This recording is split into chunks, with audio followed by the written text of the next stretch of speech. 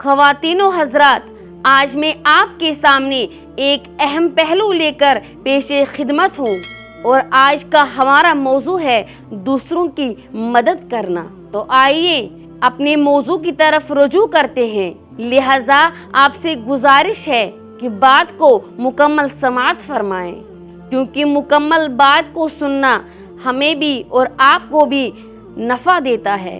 तो मैं बात कर रही थी दूसरों की मदद करना। जी हाँ, दूसरों की मदद करना इस्लामी अक़ीदे का एक अहम पहलू है।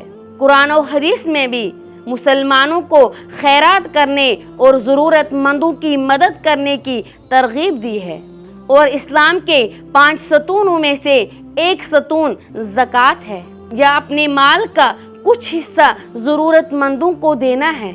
ये मुसलमानों के लिए एक मजहबी फरीज़ा समझा जाता है और इसे अपने माल को पाक करने और कम नसीबों की मदद करने के तरीके के तौर पर देखा जाता है। इस्लाम में दूसरों की मदद करने का दूसरा तरीका सदका है, जो कि रज़ाकाराना सदका है। ये बहुत सी शक्लें दे सकता है, जैसे कि गरीबों को पैसे देना, किसी ज़रूरतमंद पड़ोसी की मदद करना, या एक मेहरबान लफ्ज़ या इशारा भी काफ़ी है।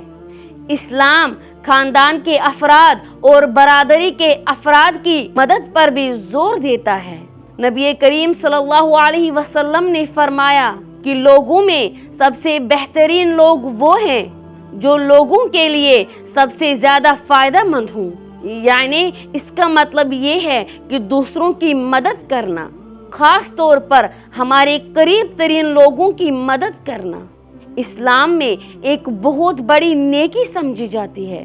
दूसरों की मदद करना इस्लामी अक़ीदे का एक लाज़मी हिस्सा है। कुरान और हदीस मुसलमानों को खैरात करने, ज़रूरतमंदों की मदद करने और कम्युनिटी की खिदमत करने की तरगीब देती है। ज़कात, सदकात और दीगर एहसान के आमाल के ज़रिए मुसलमान नबी करीम सल्लल्लाहु अलैहि वसल्लम की तालीम की पैरवी कर सकते हैं और अपने इर्द गिर्द की दुनिया पर अच्छा माहौल और अच्छा असर डाल सकते हैं। तो ये था आज का हमारा मुख्तसर सा मौजू।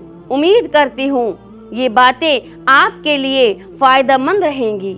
अच्छी बात को फैलाना भी एक सदक़े जारिया है। सवाब की नीयत से वीडियो को दूसरों तक ज़रूर शेयर करें। अल्लाह से दुआ है अल्लाह हम सब को इन बातों पर अमल करने की तौफीक अता फरमाए। आमीन। मिलते हैं बहुत जल्द किसी और नए मौजू के साथ। तब तक के लिए अल्लाह हाफिज़।